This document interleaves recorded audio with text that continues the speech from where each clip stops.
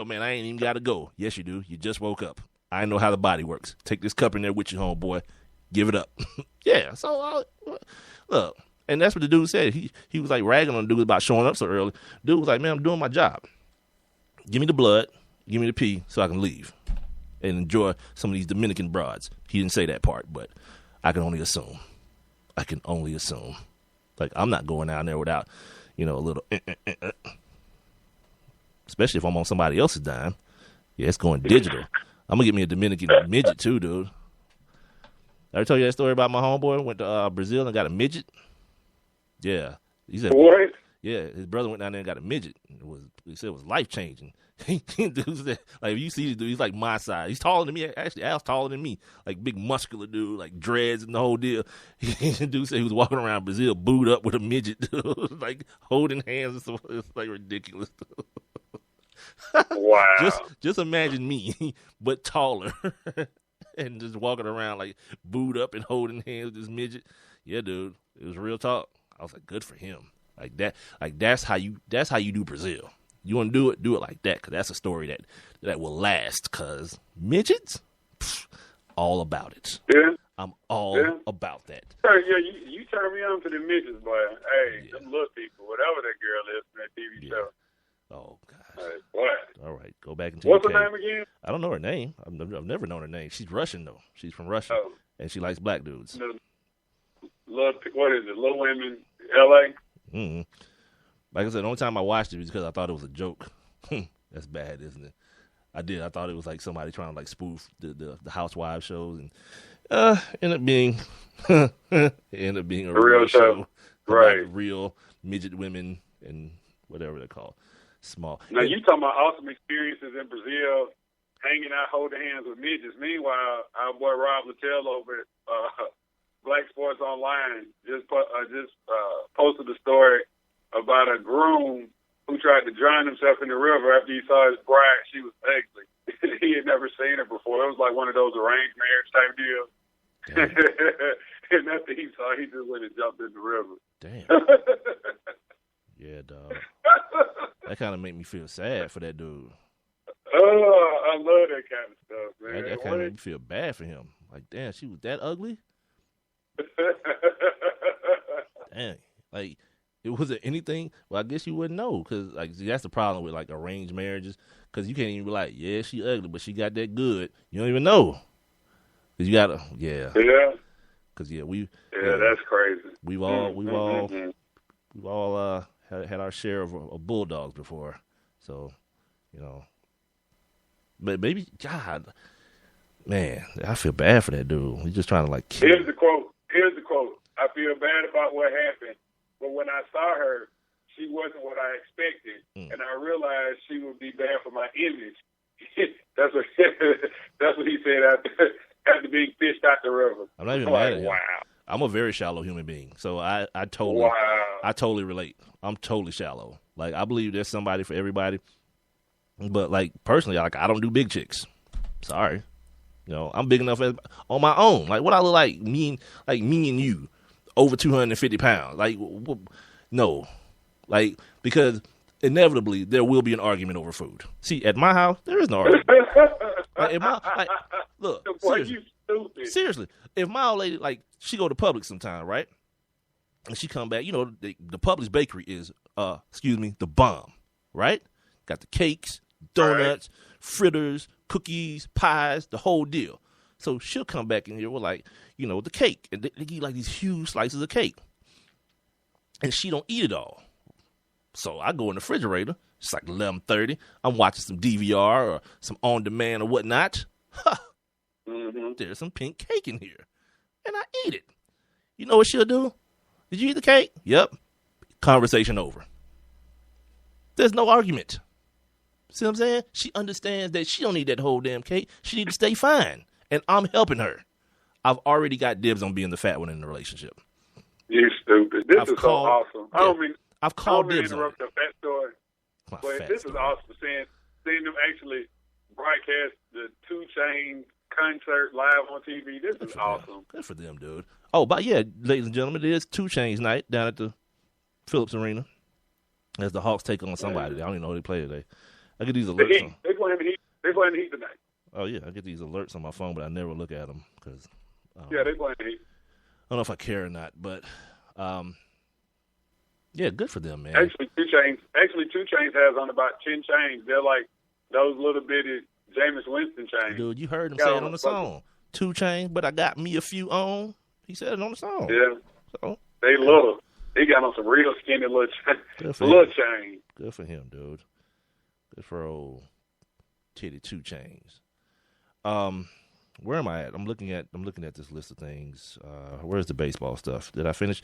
Oh, yeah. This is something I've been meaning to say for the longest while. It came up today about how, like when I heard A-Rod say, I'm just trying to make the team, like I didn't realize he meant that. I thought it was like just some like lip service. This dude was actually trying to make the team. So he's kind of officially made the team. He's going to be, he's going to start off as the DH. He's not going to be in the field because like A-Rod's older now. He's a little bit, he's not as fleet of foot as he used to be over there on the hot corner. So he's going to start off as the DH. He's been hitting the ball. But that might not be bad for him the whole year to play DH. Well, what's happening now is people are concerned about him against right-handed hitting. That's going to be the next evolution. Like he's made good contact over the spring because every time you're watching any baseball game, they'll definitely go to his at-bat. They did it today. They went to his at-bats during the Yankees game.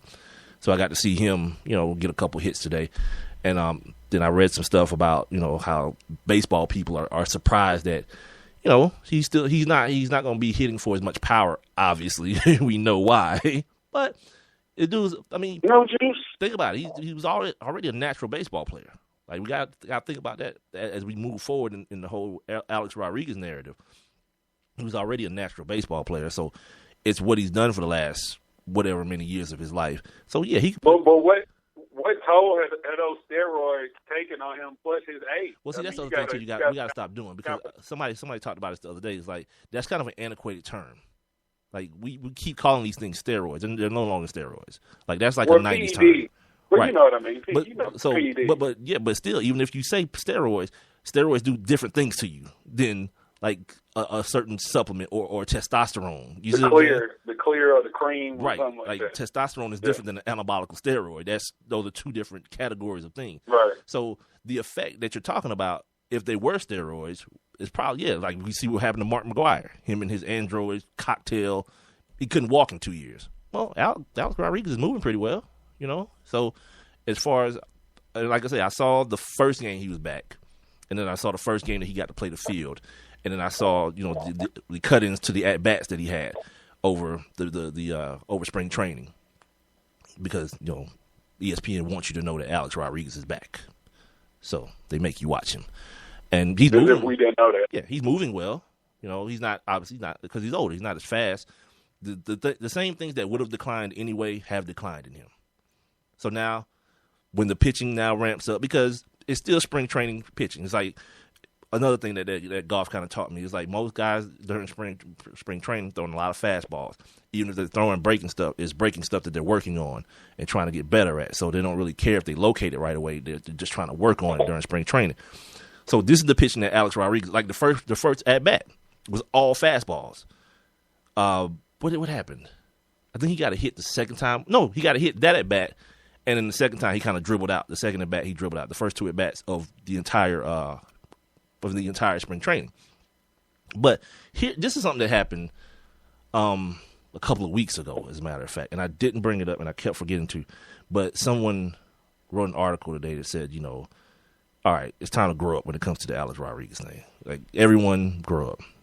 And here's another reason that me and baseball, I'm going to keep saying this. We can't be friends because baseball actually controls the Twitter accounts of every team, right? So about 2 weeks ago, Alex Rodriguez hit his first home run for the Yankees. His first home run since coming back from suspension. Now, when they showed the Yankees Twitter feed, everything was being tweeted, like stuff that didn't even matter. Like, so-and-so is now in the game at first base, and this just happened, this happened. This dude hit a bomb. They tweeted nothing about it. I was like, come on, we got to grow up. We got to grow up. I asked the question weeks ago, like, why you hate Alex Rodriguez so much? First of all, baseball, if you're a fan of baseball, you created him. You created that. the expectations you put on this kid since the time he was 19 years old, that he was going to be the best baseball player ever. And then after the steroid era, what did everybody say? Oh, don't worry, we've got A-Rod. He's the last bastion of cleanliness. Oh, really now? Yeah. Oh, really now? Yeah. Yeah. So you created this, but now you mad at him. You mad at him for accepting the expectation that you put on him and doing whatever it took to uphold those expectations. Yeah, I'm good. You mad at him because he did the evil duty of signing two $200 million contracts. Oh God, he's such a bad dude. I would have never done that. Yeah, put that in the categories of things that I would never say, ever. Right. Say that. Yeah. Never go walk away from that. Everybody's mad. He's I don't want it. He's this hated man. Meanwhile, Ryan Braun comes back, and after ruining a guy's career, he comes back to a standing ovation. Yeah, go do something terrible to yourself, baseball fans. You make no sense to me. you make no sense to me at all. But there's that. One guy's brown, one guy's white. You go figure. This is the Sports Kings Podcast. I'm Big Mike. He is Rob Calloway, and as far as I know, we are both performance enhancer free, as you can tell by some of the stuff that's being said on these podcasts. Yeah, nothing's enhancing our performance at all. Well, I tell you what, man. If I could get my hands on some, I sure would use it. I ain't gonna lie. You can get your hands on something. I ain't gonna lie. It's called the internet. Huh? You ever heard of it? Yeah, you can definitely get your hands on something. It's called the internet. I'm not. Well, I don't advocating. Trust that. I mean, I was at one of our former coworkers' house, and former NFLer, and I was in his office, and he opened up the door and was like, "Hey, man, you seen all that stuff you've been talking about Ray Lewis doing, the Deer Velvet, Deer Antler Velvet, what is it, the Deer Antler Velvet?" Yeah, they used to advertise on the station I worked at. You could definitely get some of that. And I was like, yeah. He said, hey, man. He said, look. He opened up the drawer. He just sat it all on the desk. Yeah, dude. He was like, look at that. Ain't nobody hiding deer antler spray from you. You just scared. You won't get. I give me some deer antler spray. I'm gonna spray it directly on my junk. See what happens. Right. I knew you were gonna say that. 2 sprays a day. Yeah, but the company is called SWAT. And if I could. If they just gave me some endorsement type situation, I bet that just cost $19.99, dog. No, it don't. Go ahead and get you some, dog. One bottle? It don't cost. It ain't that cheap. Couple sprays. It ain't that cheap. I'm telling you, it is. They ran commercials on 92.9. But I'm saying it's the pills. You have to take the pills and the spray. Man, just take one, dude. Just take one. Just take one. And just double up. That's what you do. Just double up on the spray to make up for the pill. Man, this dude overdosing on deer antler spray. How did he die? Deer antler spray. I heard that other dude tell him to do it on that little podcast they do. Don't take 5 sprays. Killed him instantly. And his body starts smelling like veal. Or what is deer meat called? What is venison? Yeah, his body starts smelling like venison too. Oh, it's Friday. We only got about 17 minutes. Let me get through the rest. Oh, of the they in Birmingham. I didn't know they were in Birmingham, Alabama. I don't know. Go ahead. Okay.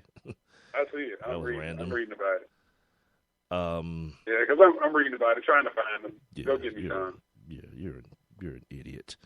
Earlier this week in the NFL, as we move on here on the Sports Kings podcast, as heard on Spreaker.com. Earlier this week, compensatory picks were announced, 32 of them, as always. And what a compensatory pick is, it's the way the NFL kind of pays you back for losing your free agents, and they kind of assign a value to the free agent that you lost and give you another pick from the third round on. No first or second rounders, but from the third round on.